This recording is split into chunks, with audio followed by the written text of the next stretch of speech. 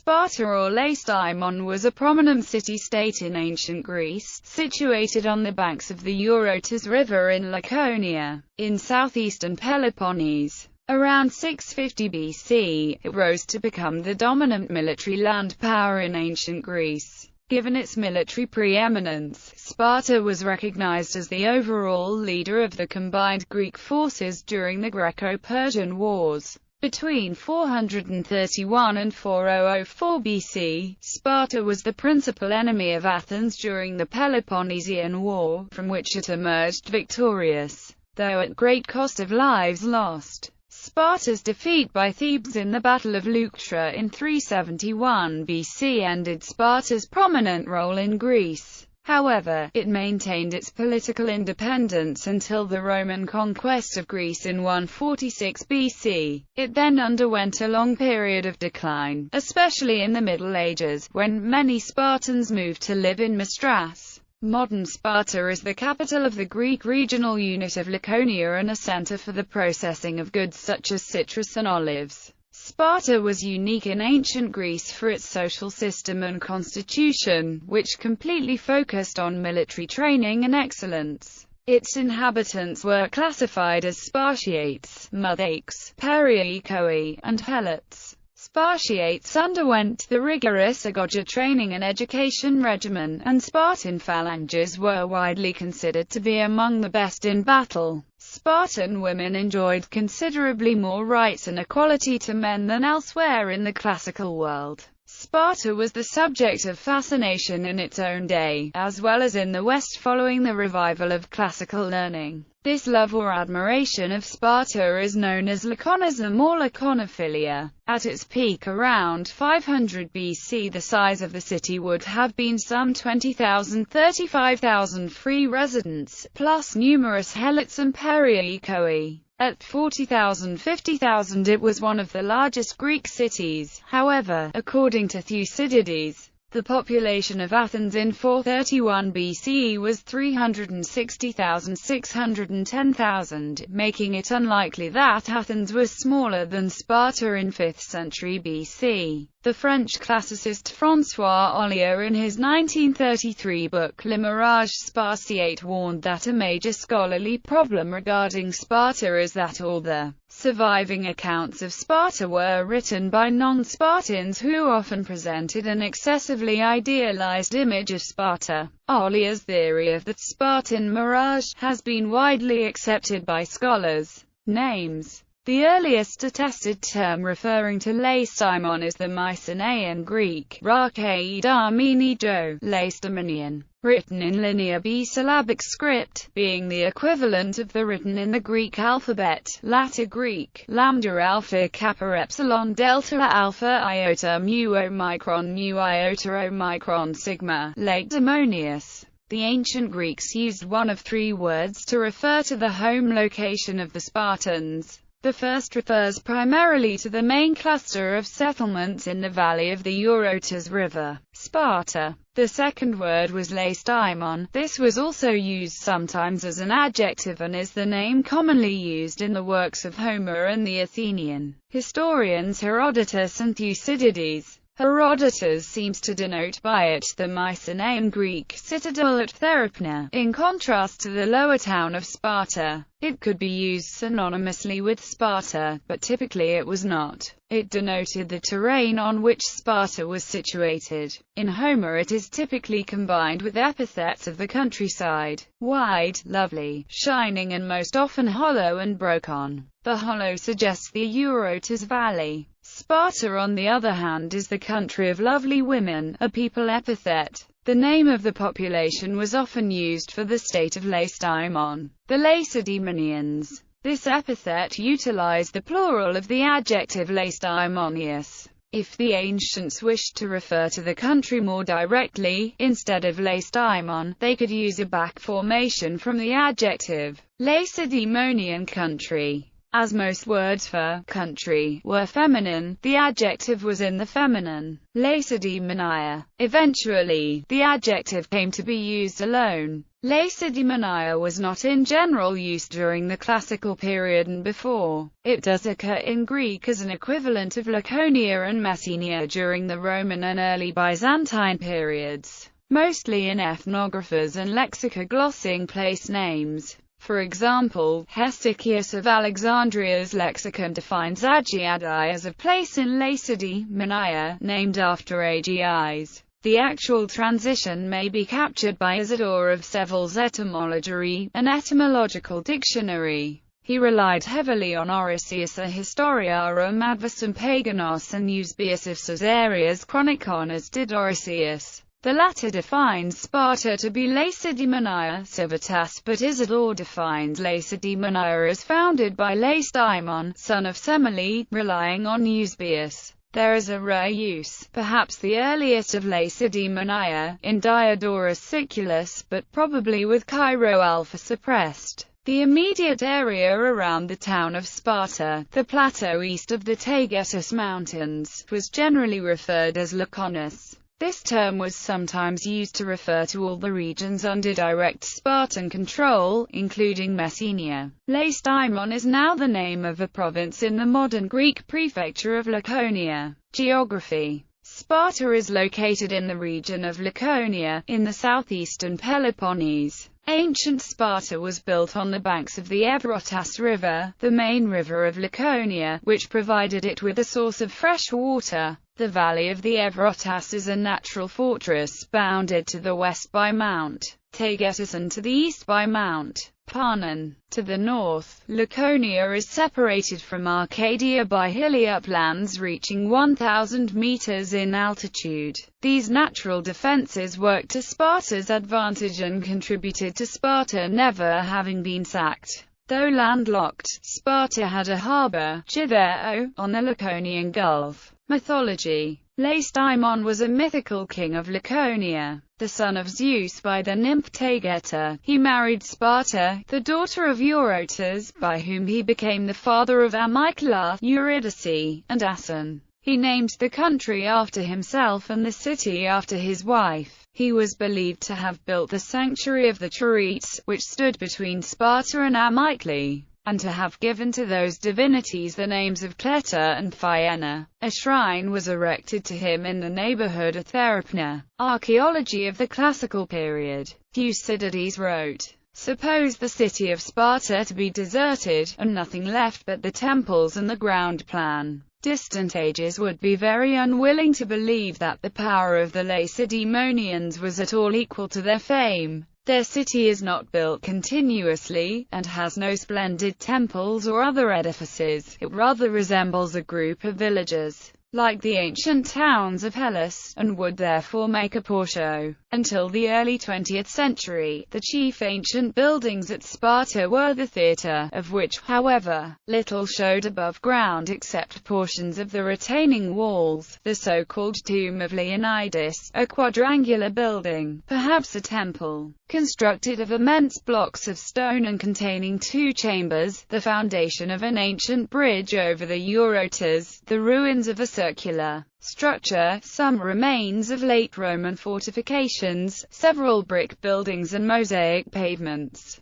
The remaining archaeological wealth consisted of inscriptions, sculptures, and other objects collected in the local museum, founded by Starmatakis in 1872 and enlarged in 1907. Partial excavation of the round building was undertaken in 1892 and 1893 by the American School at Athens. The structure has been since found to be a semicircular retaining wall of Hellenic origin that was partly restored during the Roman period. In 1904, the British School at Athens began a thorough exploration of Laconia, and in the following year excavations were made at Thalami, Geronthri, and Angelona near Monemvasia. In 1906, excavations began in Sparta. A small circus described by Leake proved to be a theatre-like building constructed soon after AD 200 around the altar and in front of the temple of Artemis Orthia.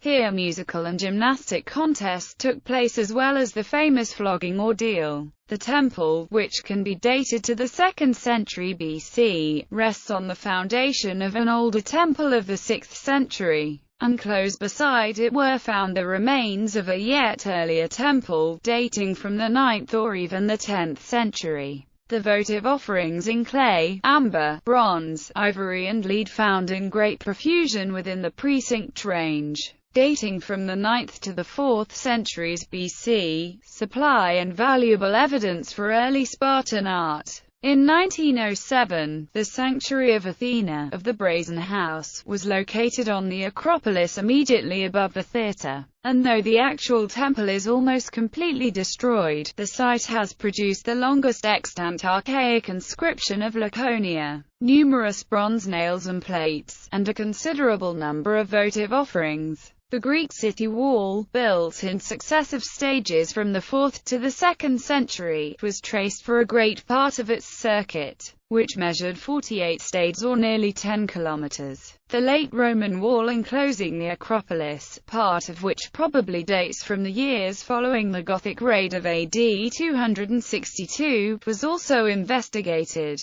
Besides the actual buildings discovered, a number of points were situated and mapped in a general study of Spartan topography, based upon the description of Pausanias. Menelaon. The Menelaon is a shrine associated with Menelaus, located east of Sparta, by the river Eurotas, on the hill Prophetess Ilias. Built early 8th century BC, it was believed by Spartans to be the home of Menelaus. In 1970, the British School in Athens started excavations in an attempt to locate Mycenaean remains in the area around Menelaon. Among other findings, they uncovered the remains of 2 Mycenaean mansions and found the first offerings dedicated to Helen and Menelaus. These mansions were destroyed by an earthquake and by fire, and archaeologists consider as the possible palace of Menelaus himself. Excavations made from the early 1990s to the present suggest that the area around Menelaon in the southern part of the Eurotas Valley seems to have been the center of Mycenaean Laconia.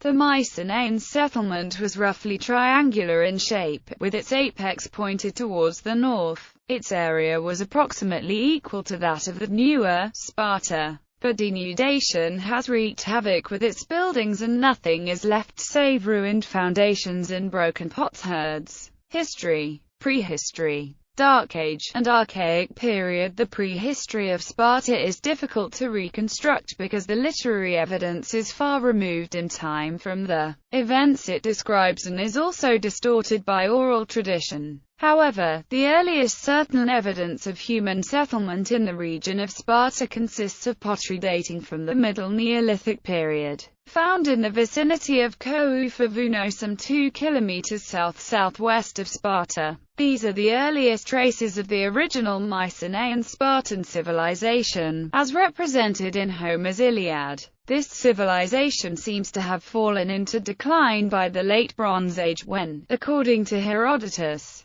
Macedonian tribes from the north marched into Peloponnese, where they were called Dorians, and subjugating the local tribes, settled there. The Dorians seem to have set about expanding the frontiers of Spartan territory almost before they had established their own state. They fought against the Argive Dorians to the east and southeast, and also the Arcadian Achaeans to the northwest. The evidence suggests that Sparta, relatively inaccessible because of the topography of the Tagetine plain, was secure from early on. It was never fortified. Nothing distinctive in the archaeology of the Eurotas River Valley identifies the Dorians or the Dorian Spartan state. The prehistory of the Neolithic, the Bronze Age and the Dark Age at this moment must be treated apart from the stream of Dorian Spartan history. The legendary period of Spartan history is believed to fall into the Dark Age. It treats the mythic heroes such as the Heraclids and the Perseids, offering a view of the occupation of the Peloponnesus that contains both fantastic and possibly historical elements.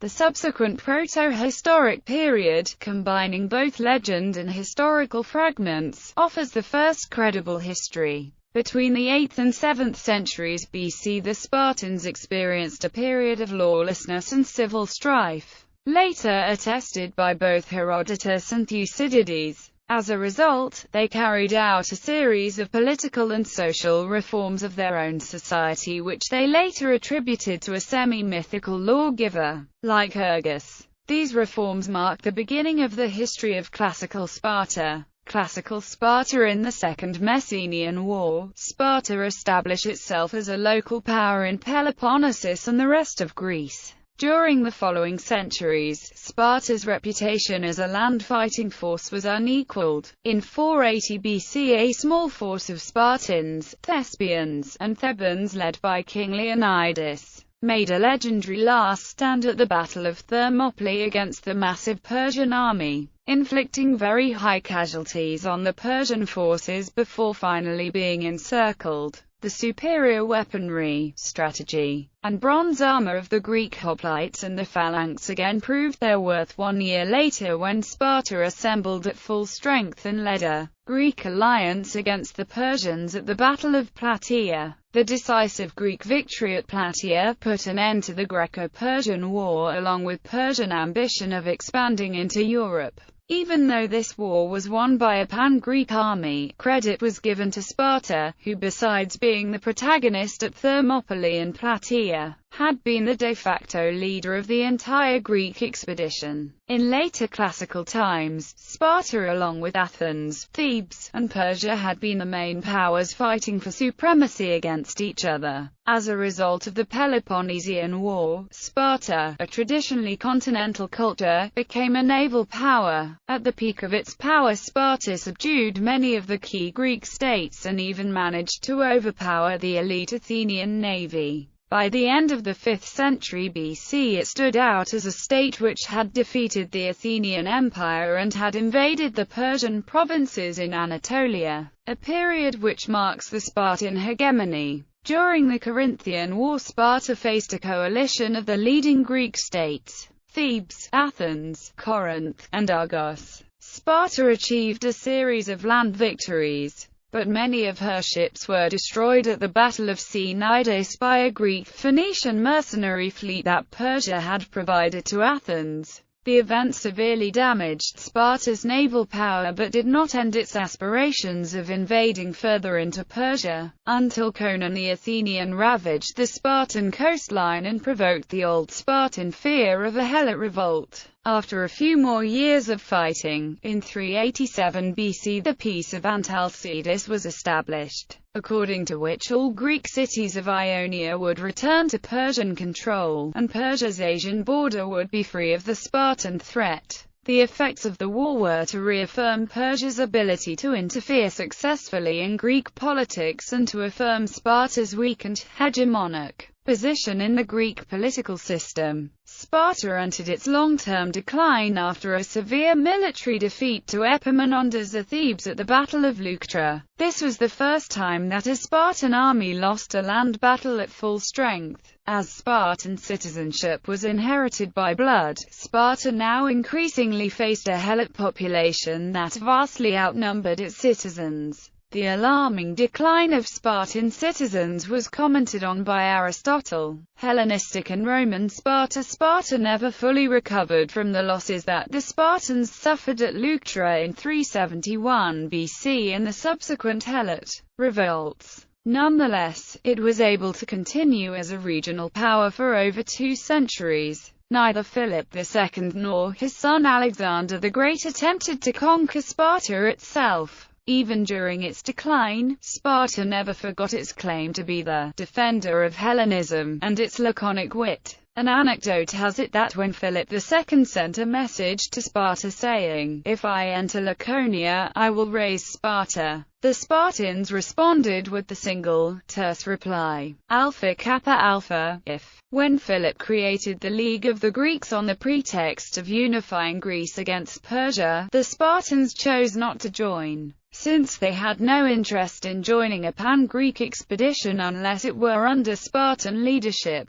Thus, upon the conquest of Persia, Alexander the Great sent to Athens 300 suits of Persian armor with the following inscription: Alexander, son of Philip, and all the Greeks except the Spartans, give these offerings taken from the foreigners who live in Asia. Emphasis added. During Alexander's campaigns in the east, the Spartan king, Agis III, sent a force to Crete in 333 BC with the aim of securing the island for Sparta. Agis next took command of allied Greek forces against Macedon, gaining early successes, before laying siege to Megalopolis in 331 BC. A large Macedonian army under General Antipater marched to its relief and defeated the Spartan-led force in a pitched battle. More than 5,300 of the Spartans and their allies were killed in battle, and 3,500 of Antipater's troops. Agis, now wounded and unable to stand,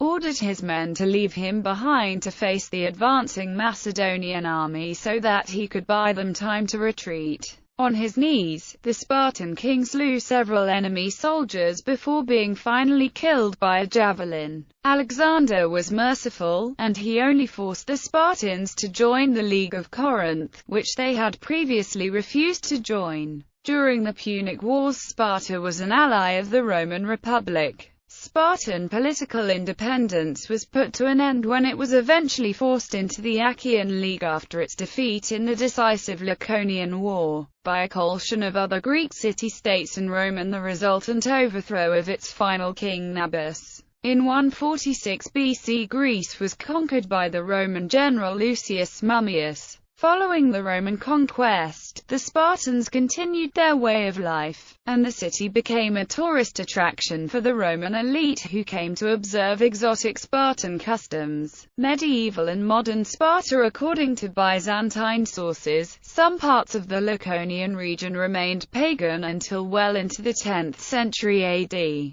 Doric-speaking populations survive today in Zarconia. In the Middle Ages, the political and cultural center of Laconia shifted to the nearby settlement of Mastras, and Sparta fell further in even local importance. Modern Sparta was refounded in 1834, by a decree of King Otto of Greece.